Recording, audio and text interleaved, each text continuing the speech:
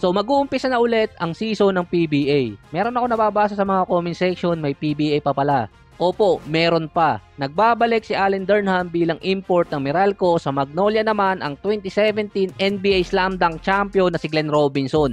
Magsisimula na din gamitin ang 4-point line sa PBA. Merong agree, marami naman disagree doon.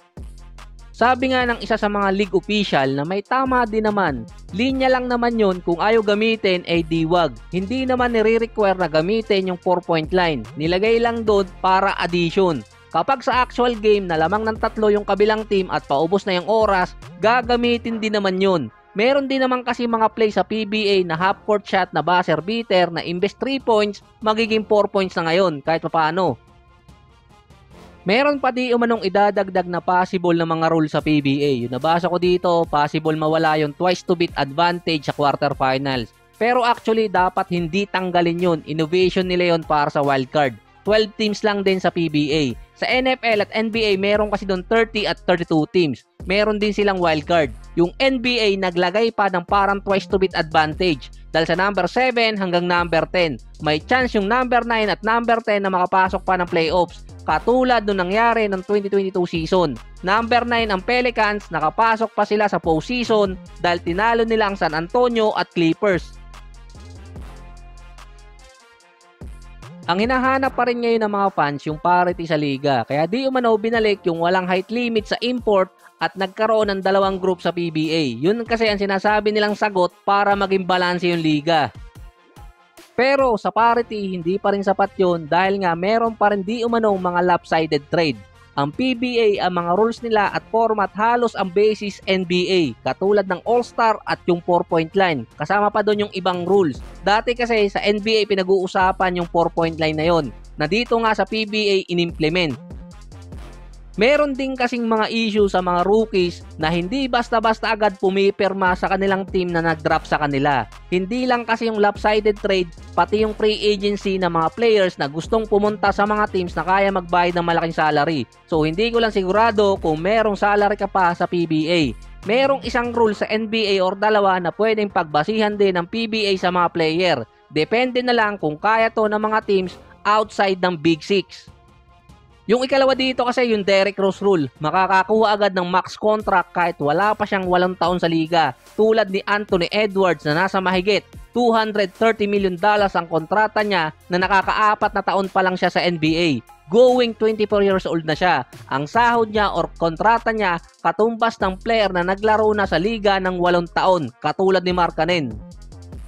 Pero yung ginawa talagang rule ng NBA para hindi mag-alisan basta-basta yung mga player sa mga teams na nag-drop sa kanila, yung Kevin Durant rule.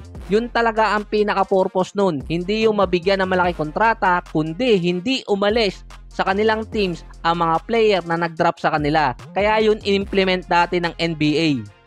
Sa Kevin Durant rule, makakakuha ng 10 years na katumbas na kontrata ang isang player. 35% yun. Ang makakapigil lang kasi sa rule na yun ay hindi dapat umalis ang player or magpa-trade siya bago matapos yung rookie contract niya. Pero may pros and cons yun. Ang consequence kasi, merong mga teams nang hindi kaya magbayad ng malaki. Yun din ang reason kung bakit na-trade dati si DeMarcus Cousins paalis ng Sacramento. Malamang merong magsasabing bakit mo pa sinabi, meron palang consequence. Ang pros kasi nun, merong mga players ang ayaw umalis sa kanilang team nang hindi pa nakukuha ang ganong kontrata. Katulad ng ginawa ni Zach LaVine. Na-trade siya dati nung nasa rookie contract pa siya sa Minnesota papuntang Bulls. Kaya ang effect pa rin nun, makukuha niya pa rin yung Kevin Durant rule. Kaya nga hindi siya nagpapatrade or nag-entertain ng ibang team nung naging free agent siya bago pumirma sa Bulls. Ngayon lang siya ulit gustong i-trade ng Bulls at gusto niyang umalis. Ang pwede kasing maresolba noon yung mga rookies na ayaw agad pumirma sa kanilang mga teams na nag-drop sa kanila. At yung isa pa, yung mga free agent na lumilipat sa Big Six. Ang max salary sa PBA, 420,000. Di ko sure kung ito pa rin. Kung pwede ma-integrate sa PBA yung Kevin Durant rule, yung mga rookies na mag-i-stay sa kanilang team within 4 to 5 years, pwede magkaroon ng consideration sa supermax salary. Ipagpalagay nating 800,000 to 1 million a month kapag naging eligible. So sinabi na rin naman kasi ng isa sa mga league official na hindi mariresolba yung parity kahit noon pa meron pa di umano. Pero ang pinagkaiba kasi sa NBA, nare-resolba nila yon or ginagawa nila ng paraan dahil merong union. May agreement ang player at liga sa mismong kontrata at sa mismong paraan ng pag-draft at pagpili or pag-sign ng mga player. Kaya ang scapegoat pa rin na ginagawa nila yung mga teams nagte-trade ng player, ang panabla naman ayaw umalis sa mga player hanggat hindi nila nakukuha yung kontrata. Ang tanging magagawa ngayon or pwedeng pamalit ay bigyan ng main target ang isang player ng liga para maging exceptional player na mag-iintay siya ng malaking salary sa karir niya or kumbaga, uso naman to ngayon, magkaroon ng motivation sa player.